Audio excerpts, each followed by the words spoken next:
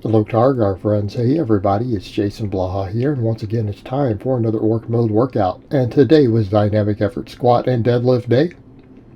Doing some extra stuff for you guys at the end that I haven't been doing on camera that I do because this workout was a little short. But let's a little quick reminder for those of you who watch these every day. Please remember to click like down below. Help keep the likes higher than the dislikes. It would be greatly appreciated. Now, I struggled a little bit with that unlock. I probably should have dropped those hooks one lower because of the band tension, because that is a lot of band tension. It's 33% of my max. Okay, we ran the next week in this wave. This is hard. The last one was challenging, but this was a lot harder. And I'm almost dreading trying to do the next wave. I almost feel like I might need to run several waves of this without the maximum percentage just to get used to this. But my God, this is going to help me get to a 600 squat. But it's 52% 1 rep max, calculating off my newer maxes, with 33% band tension. So what does that mean? Midway point and up, it's 85%, basically. Because the bands kick in around halfway up. You're hitting most of your band tension by that point. And 5x5, short breaks. This was hard. Keeping in mind, guys, this is about 450 pounds with the bands added once we get right about there, that point up, for 5 sets of 5. Okay, I'm a mid 500 squatter. This is challenging. And I've got to go up another 5%. Keeping in mind 5% of my max. Talking about adding another 30 pounds. On the final wave. It's like, man. But it's what I've always told you guys. My dynamic effort squat days are the hardest days. They're the hardest days. Max deadlifts aren't that bad. Like a lot of people think about that. Oh, max deadlift's not that hard. A max deadlift is hard if you psych yourself up. When you do calm deadlifts like I do, they're actually not challenging at all. They're not that hard. Like, max work isn't hard. I don't know why people get this crazy, ludicrous, insane idea in their head that doing 1 rep maxes, like training maxes where you're not screaming and taking a pre-workout and eating 37 anadrols before you do it and injecting adrenaline.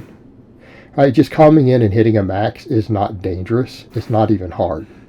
It really isn't a big deal. I do it twice a week, every week. Over half of my clients do the same thing. Those curious, they're like, how many clients do you have? I have 19. I have exactly 19 today. With more people who I lost from COVID coming back. Like, I had one of them come back yesterday, about a couple months. And I'll have more of those return. It's just a matter of them getting gyms and equipment. But as far as my guys who run Conjugate, I have 10 guys on Conjugate right now. 10. And they all do this. Okay? It's not a big deal. These are harder. And speaking of some of that, people are going to have to get used to that. As I continue to grow my client base, yes, I'm going to make fewer videos. Mainly because coaching is at that point a bigger income stream. Number 2, it's a lot of work. YouTube isn't quite paying what it used to, and there's a lot of work in this, and it would take away from me having coaching slots. I'd rather max out my coaching slots at 25. And only make a couple videos a day personally. And it's not that I don't enjoy doing this, it's that the coaching is more rewarding. And there's a point where too much YouTube content at a certain point, it doesn't enhance my life in any way. Right? And it'll become very easy work. To only make 2 videos a day, that's all that gets uploaded. That's like nothing. That's 30 minutes of work a day. About 3 or 4 hours a week. And that's fine. It's fine. I'd rather be coaching more anyways. I'll still document all my training and make content for you guys, and we'll still do the Q&As. And we'll see everything that I'm doing. But that's probably the direction it's going to go. But back to the point. These were challenging. And this is not for the meek to run these particular waves. But I did them. And I ended up cutting this workout short because I just felt a bit taxed from that. And I am very early in this wave of training. It's going to be a little while before I deload again. I do not want to risk any overreaching as long as I'm getting my good, hard training volume in. Because I'm doing conditioning work on my off days. I'm back to doing GPP up to 3 days a week. I do plyos and abs and grip and rear delts and all that stuff all the time too. Tons of rear delt work, band work for rear delts and stuff is being done every day off camera. Because I don't want to stand around on camera doing band pull aparts for you guys for 30 minutes. Okay, come on. But over to the speed pulls. We ran a more aggressive band tension on this today. Kept the weight moderate because it's only 285 on the bar. What do we got for band tensions though? What do we got for band tension? 225. So for those curious how much band is this, 225 pounds of bands.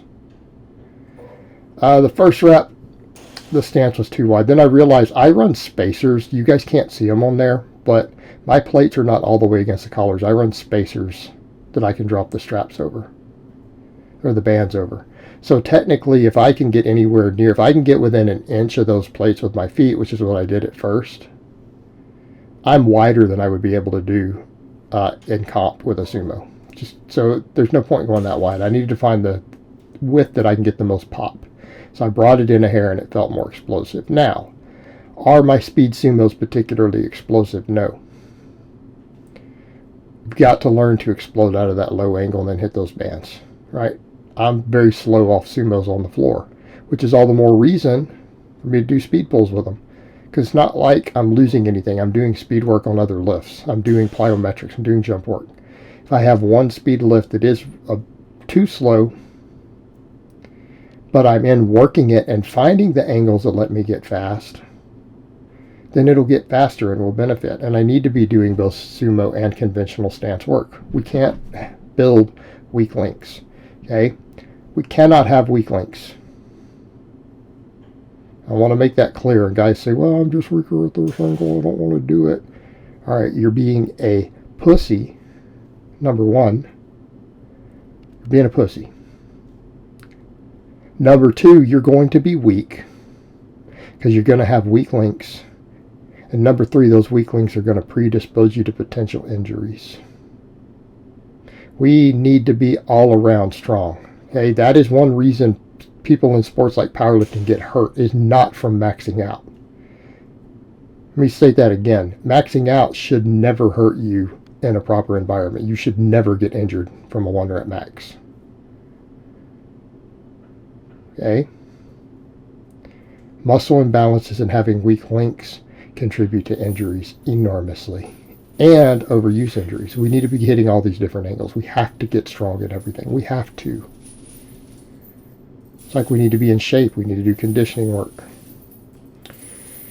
And we went over to the good mornings. 4 sets of 6. I added slightly more chain. I added a more aggressive chain.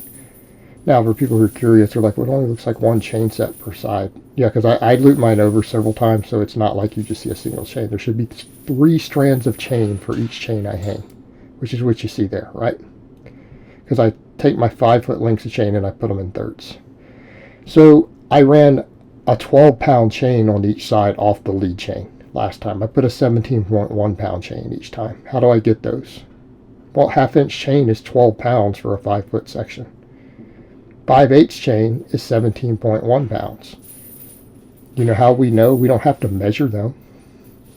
They're standardized. I live in a country called the United States of America where there are laws in place regulating chain specs for industrial purposes. So if you're buying correct legal chain, that's not some black market chain you bought somewhere, you know what it weighs.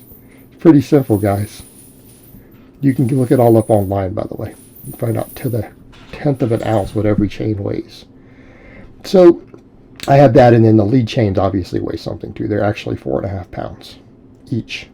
So we basically added 5.1 pounds per side. So we put another 10 pounds of chain on. And I'll keep adding chain. I'm going to mess with these and work with these sets of 6 with this bar weight and see if I can get more and more chain weight on. And then when I get tired of that, I'll switch the modality around. But that lets me basically change the accommodation as a form of overload, which, again, we're changing the loading for potentially less overuse. Because we're not really adding significant weight always at the bottom, we're adding it on the way up. And that way up is really part of what we want to get out of it. We really want it to carry over to the squat. I'm not saying the bottom doesn't matter, it does. That accommodation, that contrast weight can help tremendously for the squatting. And I have other videos discussing the biomechanics coming out later. They're already filmed, they might be a month, discussing the biomechanics behind the good morning and the squat, of the synergy. But, you know, it's that deep angle that helps more with the deadlift. But if you want more squatting, that's a good way to do it. Now, I can always swap it around and go back to straight weight and start adding weight. The main thing is switching things back and forth to avoid overuse, to avoid stagnation. So in this case, I'm just going to keep adding chain resistance for a little while, keep bar weight constant, and see how far out I can push this. But I felt like this wasn't limit. This is getting easier and easier, so I need to keep getting more aggressive with that chain weight. Keep pushing these harder, keep PRing on them. Right? That's what we need to do. Keep getting stronger, because what do we need to get? We need a 500-pound good morning. All right? That's a goal. What's the long-term goal? 600-pound good morning. Because if I can good morning 600 pounds, I will never miss the lockout on a 600-pound squat. Right? And we did our 5x10 on the reverse hypers using 50% squat max. Again, things can be calculated off squat maxes. We can do the same thing with the good mornings. We could calculate it percentages based upon maxes and then work off of percentages of what we need to get it up to. We can do a lot off of squat maxes. We can calculate good morning needs off of squat max, because if we need our good morning to equal our squat, and we know what our squat max is, and we have a squat goal, then our numbers need to be able to extrapolate over to that in the long term, right? We work off percentages. Good mornings, we generally want to work with sets of 10 for strict, when we're doing stricter, sets of 10 with 50% of your squat. Okay. My restoration work is sets of 30 with 25% of my squat again. Right? Everything's calculated. Like, even though this system looks very, very random, it is actually a percentage-based system for the most part. A lot of what we do in conjugate is. Okay, a lot of it's percentage. It's just a lot of it sometimes is 100%. Right? We have 2 days where we work with 100% of our max. But it's 100% of a training max. There's a difference between a training max and a meet max. Speed work, all percentages of maxes. It's all calculated. And a lot of these other movements, we can do the same thing. We can calculate off squats. So these, the weight is constant for now because my squat hasn't gone up. Now I feel like these are getting easier. I probably need to add a little bit of weight. Now, what does that tell me though? If I can get the sets of 10, 5x10 strict with another 10 pounds, does that mean my squat has gone up? Maybe so. You guys can see my back. Everyone's like, you're always hard or you're fat. You guys can see it. That's where I hold fat the worst, by the way. I have loose skin around my belly button area and lower, and on my lower back, because that's where, number one, I store fat. Number two, where my loose skin is pulled up from losing 100 pounds of fat. Okay? I point that out because people want to make a big deal about it, like it's something to insult someone over. And I always want to say to those people, for all of you who are talking smack, that's evidence that I've actually accomplished something harder than anything you've ever done in your life. Suck it, you lazy piece of shit. So that's for my smack talkers. You lose 100 pounds. Now, then we did our box jumps. I just do plyos like this right now. I don't try to push them to the limits. I don't try to do them weighted. I don't do anything that's going to risk me getting hurt, because I've gotten hurt once before doing box jumps, right? Remember that I ripped 10 inches of skin off my shin, bruised the hell out of my leg, and it hurt for 3 weeks. It wasn't worth it. But the box jumps did help me break the 500 squat originally. So I've been incorporating them again, but I'm just keeping it simple. Stuff like 5x5s, body weight, with a box height that I'm not going to risk getting hurt. Why? Because it's cumulative. We're getting more explosive training added to our speed work. We're doing so in a way that will help build quads. It'll help with quad development. It'll help with explosiveness. If I can get more explosive on this, it'll help my squatting. Okay, it's very straightforward. But it's cumulative. It's not like we're doing this fresh. It's not like they need to be pushed to the limits. We're just getting extra explosive training. I do a lot of these on my off days and stuff too. So this isn't the only ones, but at the end of this workout, I'm like, you know what, I normally do these the same day.